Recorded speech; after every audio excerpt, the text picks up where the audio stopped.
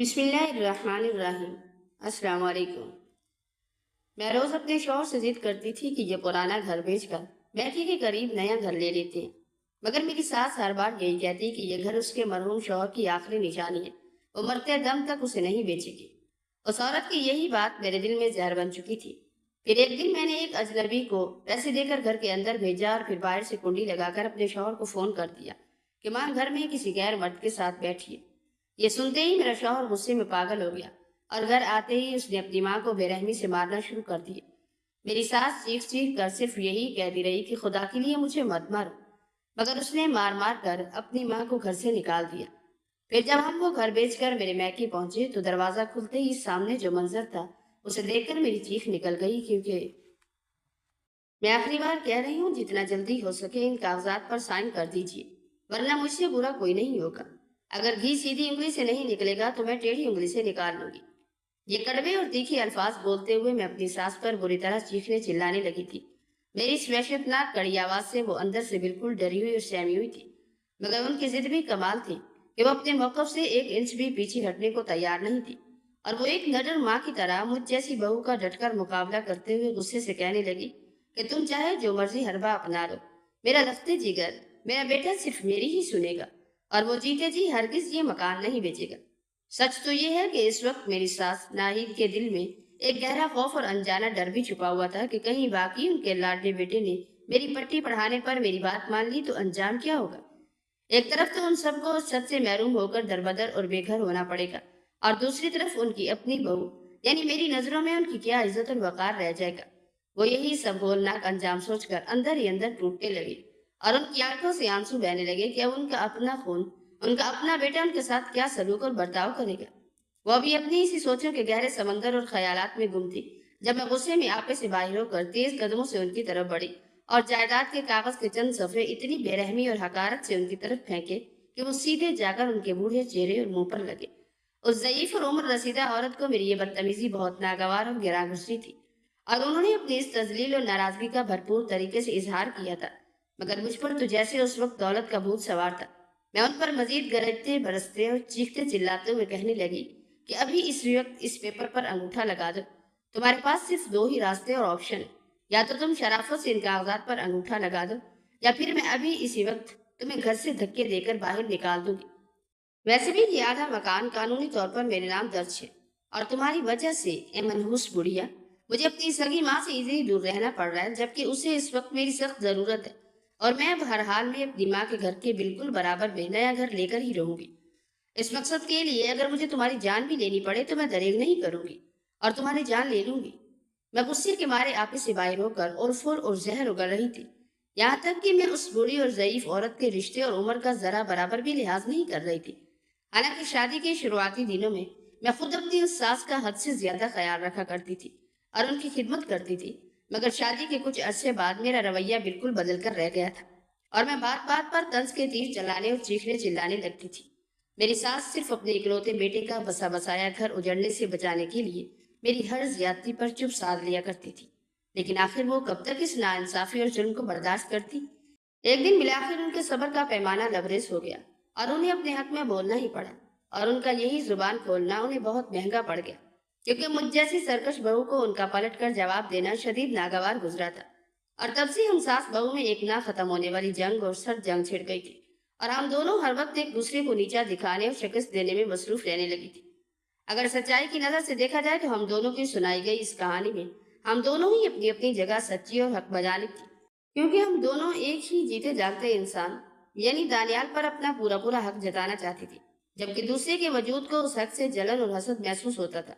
वो बूढ़ी माँ चाहती थी कि उसका बेटा सिर्फ उसकी बात सुने और वो मुझ जैसी बहू को नीचा दिखा सके, और मैं बतौर बहू ये चाहती थी कि मैं सास पर यह रोक जमा दूं और आया कर दूं कि उसका शौहर सिर्फ और सिर्फ अपनी बीवी यानी मेरी मुट्ठी में और मेरी बात सुनता है। बस इसी अल्लाह की जंग को लेकर हमारे दरमियान रोज रोज के झगड़े और कलश बढ़ने लगी थी। जब मैंने अपनी सास को अपनी ही सोचों और फिक्रों में गुम देखा तो मैंने इस सुनहरी मौका का फायदा उठाते हुए जल्दी से पेपर पर दस्तखत और अंगूठा करवाने की नापाक कोशिश करने के लिए आगे हाथ बढ़ाया, मगर मेरी सास भी अब अपने पूरे होशो हवास में वापस आ चुकी थी। मेरी इस घिनौनी हरकत पर वो गुस्से से तिलमिला उठी और आग बगोला होते हुए उन्होंने वो कीमती कागजात ही बीच से फाड़कर टुकड़े टुकड़े कर दिए। میں نے جب اپنی آنکھوں کے سامنے جائیداد کے کاغذات کو پڑھتے دیکھا تو میں خود پر سے ذہنی کنٹرول کھو بیٹھی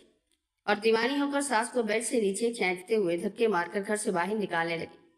وہ ایک کمزور اور بوڑھی عورت تھی۔ وہ مجھ جیسی جوان عورت کے زوردار دھکے اور مار پیٹ برداشت نہیں کر سکتی تھی، اس لیے وہ توازن کھو کر بیڈ سے نیچے پکے فرش پر گر گئی۔ نیچے گرتے ہی ان کے دائیں بازو میں درد کی ایسی شدید تیزی اور لہریں اٹھنے لگی تھی کہ ان کی چیخ نکل گئی۔ ان کو اس لمحے ایسے محسوس ہوا جیسے کسی جلاد نے ان کا بازو ان کے وجود اور جسم سے کاٹ کر الگ کر دیا۔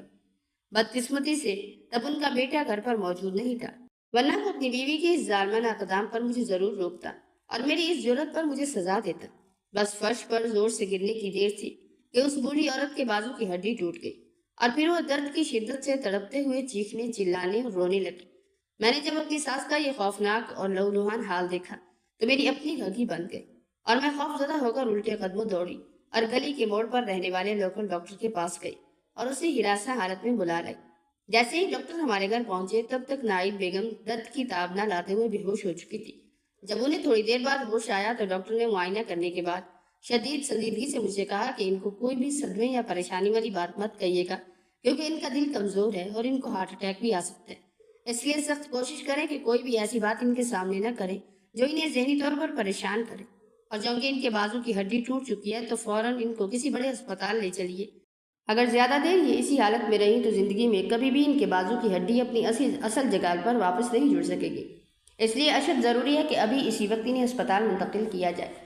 ڈاکٹر کی یہ ہولناک بات سن کر میں بری طرح گھبرا گئی اور میرے ہاتھ پاؤں پھول گئے، کیونکہ مجھے اچھی طرح پتا تھا کہ میرا شوہر چاہے جتنا بھی میری زلفوں کا اسیر ہو اور میری بات سنتا ہو، لیکن وہ اپنی سگی ماں کو ہرگز تکلیف اور اس حالت میں برداشت نہیں کر سکتا۔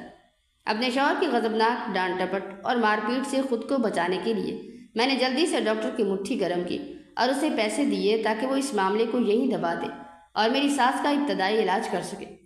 شام کے وقت جب دانیال تھکارا کام سے واپس گھر آیا اور اس کی نظر اپنی ماں کے ٹوٹے ہوئے اور پٹی بندے بازو پر پڑی تو وہ تڑپ اٹھا اور گھبرا کر پوچھنے لگا کہ امی جان کو یہ کیا ہوا ہے اور یہ سب کیسے ہوا؟ تو میں نے مکاری سے اپنی نظریں چراتے ہوئے سفید جھوٹ بول دیا کہ یہ اچانک بیڈ سے نیچے گر گئی تھی، جبکہ اصل حقیقت اور سچائی کچھ اور ہی تھی۔ اور دانیال کو بھی اس چیز کا دل ہی دل میں پورا اندازہ اور شک تھا کہ یقیناً اس کی تیز طرح بیوی نے ہی کچھ نہ کچھ گڑبڑ کی ہوگی، ورنہ صبح تو وہ اپنی ماں کو بالکل بھلی چنگی اور صحیح سلامت چھوڑ کر گیا تھا۔ بہو یعنی مجھے اپنے بیٹے کے سامنے اتنا بڑا جھوٹ بولتا دیکھ کر میری ساس نہید بیگم نے اس وقت خاموشی اختیار کر لی، کیونکہ وہ گھر میں مزید کوئی لڑائی جھگڑا اور فساد نہیں چاہتی تھی۔ لیکن اس معصوم بوڑھی عورت کو اس وقت اندازہ نہیں تھا کہ ابھی تو یہ خاندانی فساد اور بربادی شروع ہونے والی ہے، اور بہت جلد زندگی کے اس کھیل میں ہر کسی کے چہرے پر چڑھے دو دو چہرے اور منافقت اس پر عیاں ہونے والی ہے۔ وہ اس وقت نادان بن گئی اور اپنی اسی نادانی اور ممتا میں انہوں نے خاموش رہ کر بہت بڑی غلطی کر دی، جس کا خمیازہ اور سزا انہیں اپنی بقیہ ساری زندگی کے لیے بھگتنا پڑی۔ شروع میں تو مجھے اپنی اس حیوانیت اور غلطی پر کوئی پشیمانی، شرمندگی اور افسوس نہیں تھا، لیکن وقت گزرنے کے ساتھ ساتھ جیسے جیسے حالات بدلے اور میں نے عقل و سمجھداری کا لبادہ اوڑھا، تب جا کر مجھے احساس ہوا اور سمجھ آئی کہ آخر میں نے اپنی ماضی کی زندگی میں جو بھی سنگین غلطیاں کی تھی ان کا بھیانک بدلہ اور مکافات عمل مجھے کیسے ملنا ہے، یا مجھے ان کے برے انجام سے خود کو کیسے بچانا ہے۔ میری ساس اور میرے درمیان اب حالات اس حد تک کچے دھاگے کی طرح ٹوٹ چکے تھے کہ ہم دونوں ایک دوسرے کا سامنا کرنا تو دور، ایک ہی چھت کے نیچے سانس لینا بھی گوارا نہیں کرتی تھی۔ گھر میں ایک ایسا زہریلا تناؤ پھیل چکا تھا کہ چھوٹی چھوٹی باتوں پر، جیسے ہنڈیا چولہے پر رکھنے یا برتن دھونے پر بھی روز روز طوفان کھڑا ہو جاتا تھا۔ جب پانی سر سے گزر گیا تو میں نے غصے میں آ کر اپنا کھانا پینا اور چولہا بالکل الگ کر لیا، اور میں نے صاف کہہ دیا کہ اب میں اس بوڑھی عورت کے ساتھ ایک نوالا بھی نہیں توڑوں گی اور میرا کھانا اب بالکل جدا پکے گا۔ میں صرف یہی نہیں رکی بلکہ میں نے اس کچن کی علیحدگی کو اپنے فائدے کے لیے بھرپور استعمال کیا، اور جب بھی میرا شوہر دانیال تھکارا کام سے گھر لوٹتا تو میں مظلوم بن کر رونے بیٹھ جاتی اور میں مچھلی کی طرح تڑپتے ہوئے اس سے کہتی کہ دیکھیں دانیال، آپ کی ماں مجھے اس گھر میں ایک پل سکون کا نہیں لینے دیتی، بات بات پر مجھے کوستی ہیں، کیا میرا اس گھر پر کوئی حق نہیں ہے؟ اگر ہم نے یہ مکان بیچ کر میری ماں کے پاس نیا گھر نہ لیا تو میں یہاں گھٹ گھٹ کر مر جاؤں گی۔ دانیال میری ان مکارانہ محبت بھری باتوں اور جھوٹی آنسوں کے جال میں ایسا الجھ گیا کہ وہ اپنی سگی ماں کے خلاف زبردستی جائیداد کے کاغذات پر دستخط کروانے کا پورا ذہن بنا بیٹھا۔ انہی دنوں ایک دوپہر جب میری ساس لاپرواہ ہو کر جائے نماز پر بیٹھی خشوع و خضوع سے نماز ادا کر رہی تھی تو دانیال موقع پا کر انتہائی چالاکی سے ان کے قریب جا کر بیٹھ گیا، اور جیسے ہی انہوں نے سلام پھیرا تو وہ ان کے پاؤں دبانے لگا۔ اور بڑی مٹھاس سے ایسی باتیں کرنے لگا جیسے دنیا کا سب سے فرمانبردار اور لاڈلا بیٹا وہی ہو۔ وہ بوڑھی ماں بھی اپنے لخت جگر کی زبان سے اتنے عرصے بعد ذرا سی توجہ، دلاسا اور جھوٹی مہر و محبت پا کر خوشی سے نہال ہو گئی،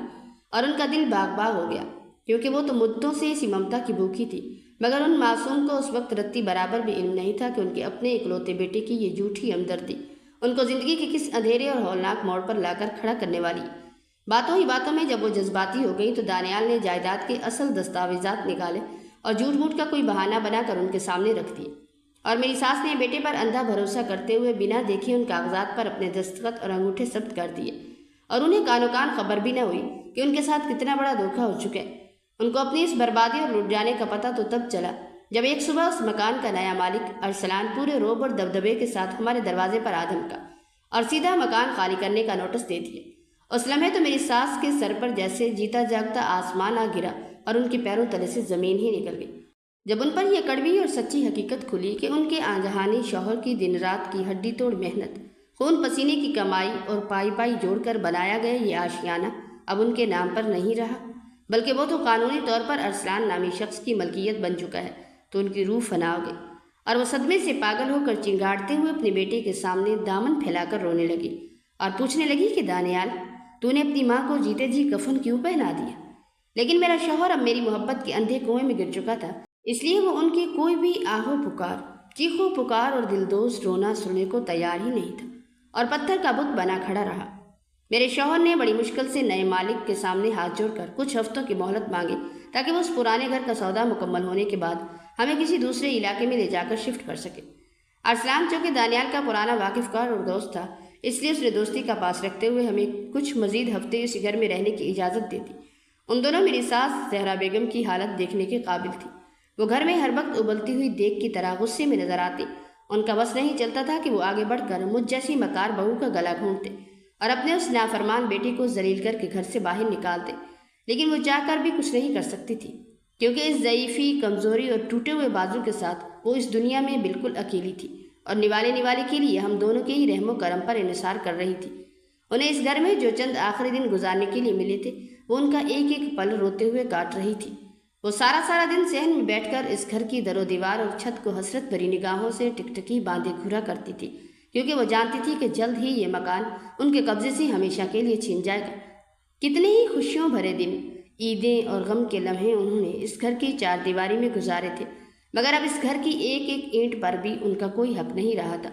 وہ بھلا اداس اور دل گرفتہ کیوں نہ ہوتی جب وہ اپنے ہی خون سے سینچے گئے گھر میں مالکن کی بجائے ایک لاچار اور بے بس کرایہ دار بن کر رہ گئی تھی۔ انہیں دل ہی دل میں اپنی اس تذلیل اور بے عزتی پر گہرا صدمہ تھا، لیکن وہ میرے خوف اور دبدبے کی وجہ سے زبان سے زیادہ آہو بکا بھی نہیں کر پاتی تھی، کیونکہ مجھ جیسی تندو تیز بہو ان کو مارنے پیٹنے پر اتر آتی تھی۔ جب بھی وہ اس گھر کا یا جائیداد کا ذکر میرے سامنے کرتی تو حال ہی میں اسی کچن کی بات پر اور کھانے پینے پر بھی میں نے ان کے ساتھ ایک خونخوار لڑائی کرنی شروع کر دی تھی، یہاں تک کہ میں نے ان کو ملنے والے کھانے پر بھی کڑی نظر رکھ دی تھی اور بات بات پر تانے دے کر ان کا جینا حرام کر دیا کہ وہ ہمارے ٹکڑوں پر پل رہی ہیں۔ اور اسی کھانے کے نوالے پر ہونے والی ذلت آمیز وحشانہ لڑائی کے بعد سے ہمارے درمیان بول چال بالکل بند تھی اور گھر میں ایک ہولناک خاموشی کا زہر کھلا ہوا تھا۔ سچ تو یہ ہے کہ میں نے ہی اپنے شوہر کو اچھی طرح یہ پٹی پڑھائی تھی اور اس کے کان بھرے تھے کہ وہ اپنی ماں پر دباؤ ڈالے کہ یہ گھر ہمارے نام ہو جائے تاکہ ہم اسے جلدی سے بیچ کر میرے میکے والوں کے بالکل ساتھ والا نیا مکان خرید سکے۔ میرا مقصد صرف یہی تھا کہ اس طرح مجھے اتنی دور آنے جانے میں کوئی مشقت اور مسئلہ نہیں ہوگا اور میں آسانی سے اپنی ماں کے ہاں آ جا سکوں گی۔ میرا شوہر میری ان روز کی چکنی چپڑی باتوں اور تانوں میں پوری طرح آ چکا تھا۔ وہ خود بھی دل ہی دل میں اب یہی چاہتا تھا کہ کیونکہ میری سگی ماں یعنی اس کی ساس کی طبیعت اکثر ناساز رہتی تھی اور اسی وجہ سے مجھے بار بار ان کی تیمارداری اور دیکھ بھال کے لیے اپنے میکے جانا پڑتا تھا، جس سے آنے جانے کا اور کرایوں کا بہت زیادہ مسئلہ بنتا تھا۔ بس میرا شوہر اسی روز کی دوڑ دھوپ اور پریشانی اور کام سے ہمیشہ کے لیے جان چھڑانے کے لیے اس گھر کو بیچنے کی حامی بھر چکا تھا۔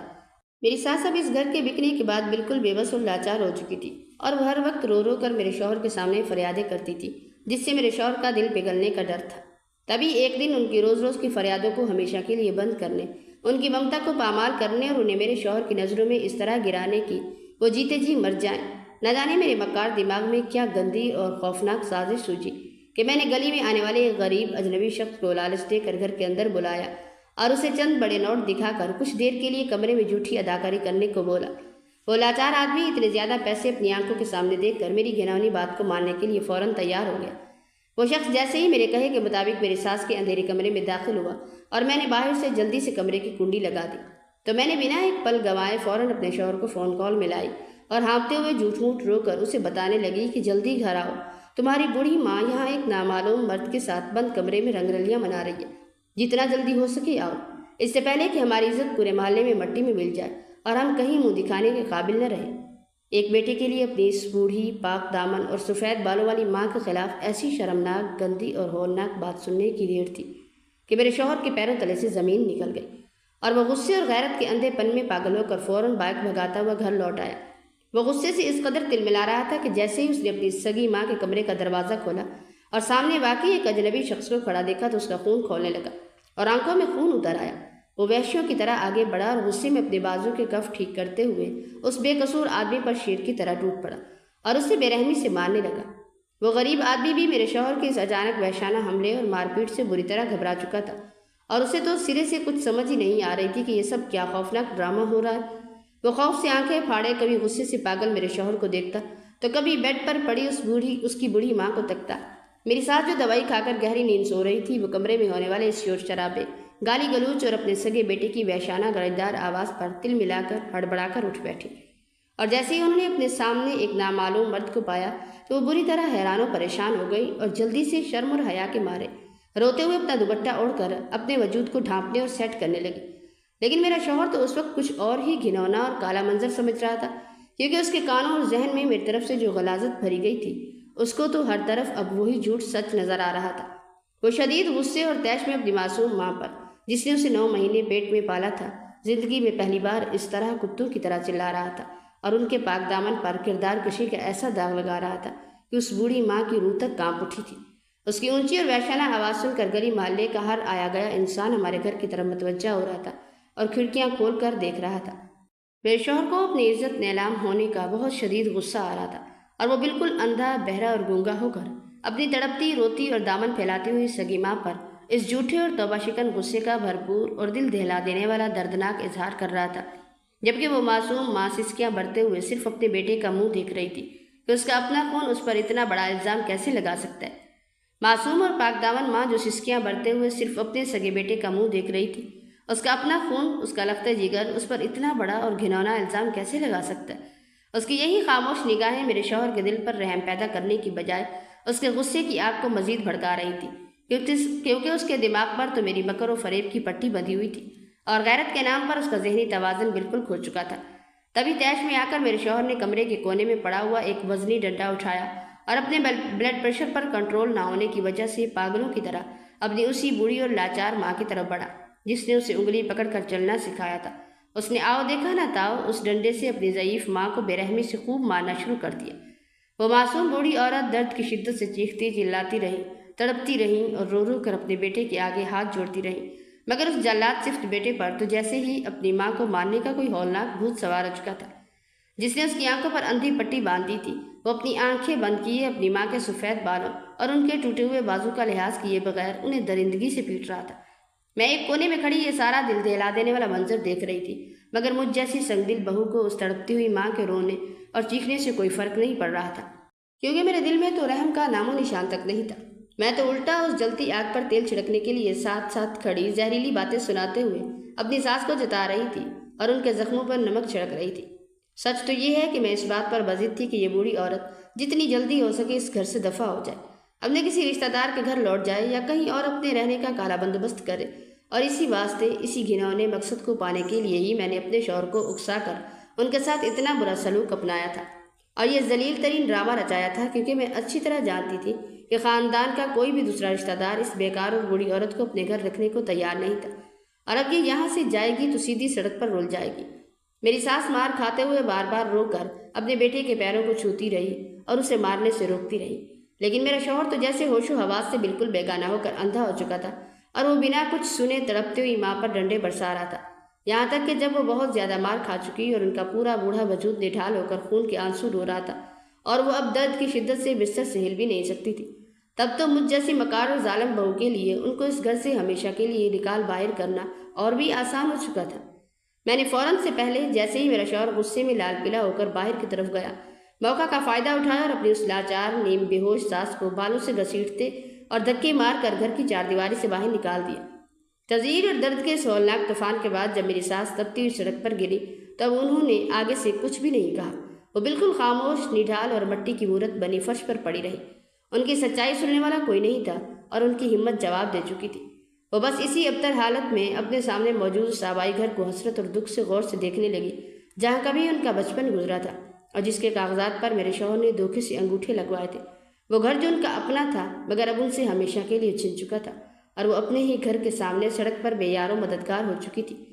اس سارے منظر کے بعد دل ہی دل میں بے حد خوش اور نہال ہو رہی تھی۔ میں تو نئے مکان کی تبدیلی کی خوشی میں مگن تھی کیونکہ اب میرے والدین کے گھر کے بالکل قریب مکان لینے والے تھے۔ میں اس بات پر پھولے نہیں سما رہی تھی کہ ایک تو میری ساس سے ہمیشہ کے لیے جان چھوٹ گئی تھی اور دوسرا مجھے اپنے والدین کے گھر کے پاس اپنی مرضی کا من پسند گھر ملنے والا تھا جہاں میں جب چاہوں آسانی سے آ جا سکتی تھی۔ مکان کی فروخت کا بھاری چیک اب میرے ہاتھ میں تھا۔ میں انتہائی فخر اور خوشی کے عالم میں اپنے شوہر کے ساتھ بائک پر بیٹھی اور ہم دونوں اپنے والدین کو یہ سب سے بڑی خوشخبری سنانے اور وہ چیک دکھانے کے لیے میکے کی طرف روانہ ہو گئے۔ لیکن ہمیں کانو کان خبر نہیں تھی کہ قسمت ہمارے ساتھ کتنا ہولناک کھیل کھیلنے جا رہی ہے۔ جیسے ہی ہماری بائک شہر کے ایک سنسان اور ویران راستے پر پہنچی تو اچانک پیچھے سے آنے والے کچھ لٹیروں نے ہمیں چاروں طرف سے گھیر لیا۔ وہ لٹیرے شاید کافی دیر سے ہمارا پیچھا کر رہے تھے اور جیسے ہی ہم اس سنسان راستے پر سے گزرنے لگے انہوں نے فوراً ایکشن لیا اور اصلی کے زور پر ہم سے سب کچھ، وہ ہمارا بیگ اور مکان کی رقم کا بھاری چیک زبردستی ضبط کر لیا۔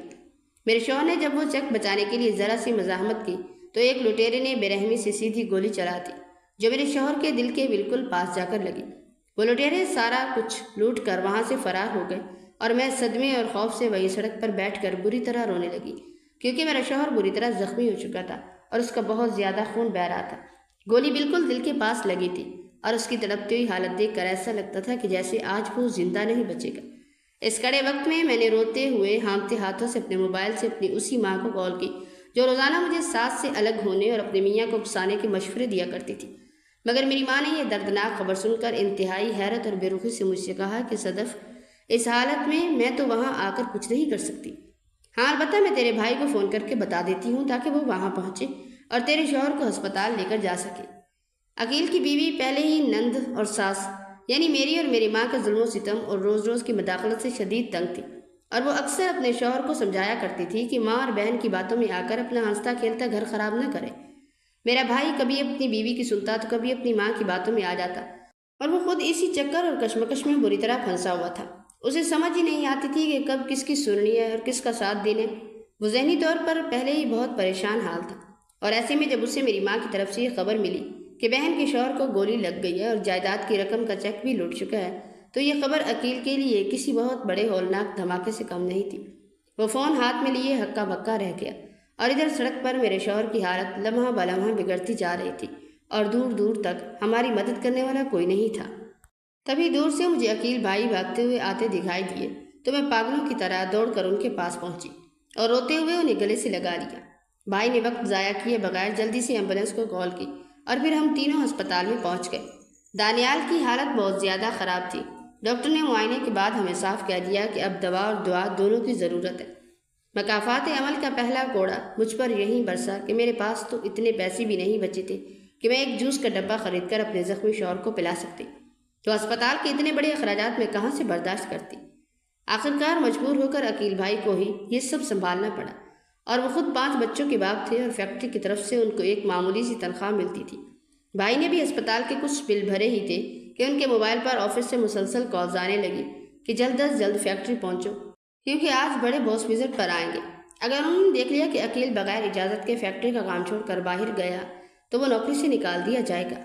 عقیل بھائی نے گھبرا کر مجھے واپس کام پر جانے کا اشارہ کیا اور وہ جانے ہی لگے تھے کہ مجھ پر خوف کی ایک ایسی لہر دوڑی کہ میں نے بھائی کے پاؤں پکڑ لیے اور رو رو کر کہنے لگی کہ بھائی مجھے یوں اکیلے چھوڑ کر مت جاؤ، میں مر جاؤں گی، مجھے بہت ڈر لگ رہا ہے۔ میں سسکیوں سے رو رہی تھی۔ عقیل بھائی اپنے سے 10 سال چھوٹی بہن کو اس طرح تڑپتا دیکھ کر خود پر صبر نہ کر سکے اور نوکری کا رسک لے کر میرے پاس ہی بیٹھ گئے اور ڈاکٹرز کے باہر نکلنے کا انتظار کرنے لگے۔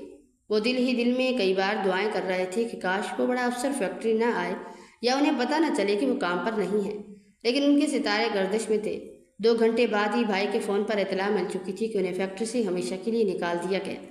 یہ سن کر وہ اور زیادہ پریشان ہو گئے۔ مہنگائی کے اس دور میں نوکری کا چھوٹ جانا بہت ہولناک تھا۔ یہاں تو تنخواہ میں بھی گھر کا گزارا نہیں ہوتا تھا، ایسے میں بغیر نوکری کے وہ اپنے 5 بچوں کا پیٹ کیسے پالیں گے؟ یہ سوچ کر ان کا چہرہ فک ہو گیا۔ دانیال کا آپریشن مشکل تھا لیکن ہو چکا تھا اور اسے اسپتال سے چھٹی مل گئی۔ عقیل بھائی کی زندگی بھر کی ساری جمع پونجی ہم پر خرچ ہو چکی تھی۔ وہ اسی پریشان حال میں مجھے اور دانیال کو لیے اپنے گھر آ گئے، مگر جیسے ہی گاڑی گلی میں داخل ہوئی تو وہاں جو منظر دیکھنے کو ملا اس نے میرے رونگٹے کھڑے کر دیے اور مجھے اپنی ذات پر شدید افسوس ہونے لگا کہ جلد بازی اور مکر میں نے جو فیصلے کیے تھے آج وہ فیصلے میرے ہی آگے آزمائش بن کر کھڑے ہو چکے تھے۔ سامنے گلی میں میری اپنی ماں کپڑوں کے چند جوڑے لیے مٹی پر بیٹھی اونچی اونچی آواز میں رو رہی تھی اور منہ میں جو بھی آ رہا تھا وہ اونچی آواز میں بول بول کر سارے محلے والوں کو متوجہ کر رہی تھی۔ محلے کی بہت سی عورتیں اپنے گھروں کے دروازے سے باہر نکل کر میری بوڑھی ماں کا تماشا دیکھ رہی تھی، جبکہ اندر سے میری بھابھی نے لوہے کا بڑا گیٹ بند کر رکھا تھا اور وہ اندر سے ہی میری ماں کو گالیوں سے نواز رہی تھی، کیونکہ وہ خود ہم دونوں ماں بیٹی کے ظلم و ستم اور روز روز کی مداخلت سے تنگ آ چکی تھی۔ بھابھی کو اکثر ہمارے گھر میں فساد برپا کرنے کی عادت سے نفرت تھی، اس لیے آج جب اسے میری جائیداد لوٹنے اور بھائی کی نوکری جانے کی وجہ اور موقع ملا تو اس نے فوراً عمل کرتے ہوئے میری ماں کو دھکے دے کر گھر سے باہر نکال دیا۔ میں بھاگ کر اپنی ماں کے گلے لگ کر رونے لگی تو میری ماں نے اپنے آنسو پونچھتے ہوئے مجھ سے پوچھا کہ صدف، تم لوگوں نے ابھی تک اپنا وہ گھر تو نہیں بیچا نا؟ چلو چھوڑو سب، پھر وہیں واپس چلتے۔ یہ سننا تھا کہ میرے پیروں تلے سے زمین ہی نکل گئی۔ میں نے روتے ہوئے کہا کہ ماں، آپ کے کہنے پر ہی تو میں نے اپنی ساس پر اتنا بڑا جھوٹا الزام لگا کر انہیں ذلیل کر کے گھر سے نکالا تھا اور مکان بھی بیچ دیا تھا، مگر وہ سارے پیسے لٹیرے لوٹ کر لے گئے ہیں۔ اب ہم دربدر ہو چکے ہیں۔ گاڑی کی سیٹ پر بیٹھا دانیال جو زخم سے چور تھا، جب ہم ماں بیٹی کی یہ مکانہ باتیں سن رہا تھا تو اس کے تن بدن میں آگ لگ گئی اور اس کے رونگٹے کھڑے ہو گئے۔ اسے سمجھ آ گیا کہ اس کی بیوی اور ساس نے مل کر کتنا بڑا گھناؤنا ڈرامہ رچایا تھا۔ غصے اور پچھتاوے کے ایک ہولناک طوفان نے دانیال کے ہوش اڑا دیے۔ وہ تڑپ کر گاڑی سے باہر نکلا، اس کے زخم سے خون رس رہا تھا، مگر وہ دیوانوں کی طرح میری طرف بڑھا اور میری ماں کے سامنے مجھ پر چنگاڑتے ہوئے بولا کہ صدف، تم جیسی ڈائن اور مکار عورت کو میں اپنی زندگی میں ایک پل نہیں رکھ سکتا، جس نے مجھ سے میری جنت چھین لی۔ میں تمہیں طلاق دیتا ہوں، طلاق دیتا ہوں، طلاق دیتا ہوں۔ یہ الفاظ میرے کانوں میں قیامت بن کر گونجے۔ دانیال نے طیش میں آ کر مجھے اور میری ماں کو وہیں فٹ پاتھ پر دھکا دیا اور خود اپنے اسی زخم کی پرواہ کیے بغیر اسی ابتر حالت میں پاگلوں کی طرح اپنی معصوم ماں کو ڈھونڈنے کے لیے سڑک کی طرف بھاگ کھڑا ہوا۔ میں اپنی معصوم ماں کو ڈھونڈنے کے لیے سیدھا اپنے اسی پرانے آبائی گھر کی طرف بھاگا۔ وہاں پہنچ کر جب میں نے ادھر ادھر کے ہمسایوں سے اپنی ماں کا پوچھا تو تب سب نے میری اس حالت پر مجھے ہمدردی دکھانے کے بجائے الٹا مجھ پر تھوکا اور مجھے سخت برا بھلا کہا، کیونکہ سب جانتے تھے کہ میں نے اپنی بوڑھی ماں کے ساتھ کیا ظلم کیا تھا۔ میں نے سر جھکا کر اپنے کیے کی سزا پاتے ہوئے سب کی جلی کٹی باتیں سنی۔ تبھی ہماری ایک ہمسائی روبینہ خاتون جو اس گھر میں اکیلی رہتی تھی کیونکہ ان کا بیٹا اور بہو سعودی عرب میں رہتے تھے، میری یہ حالت دیکھ کر آگے بڑھی اور کہنے لگی کہ دانیال، تم یہاں اس زخمی حالت میں ہو؟ تمہاری امی کو اس تڑپتی سڑک سے اٹھا کر میں اپنے گھر لے گئی تھی، وہ میرے پاس ہی ہے۔ یہ سنتے ہی میں روتا ہوا ان کے گھر کے اندر بھاگا۔ سامنے ہی میری ماں نڈھال بیٹھی تھی۔ ماں کو دیکھتے ہی میں تڑپ کر ان کے پاؤں میں گر گیا اور ان کے قدموں کو چھو کر پھوٹ پھوٹ کر روتے ہوئے معافی مانگنے لگا کہ ماں جی، مجھے میری اندھی نافرمانی اور گناہ کی سزا مل گئی۔ میں سب سمجھ گیا ہوں کہ صدف اور اس کی ماں نے مل کر کتنا بڑا گھناؤنا ڈرامہ رچایا تھا۔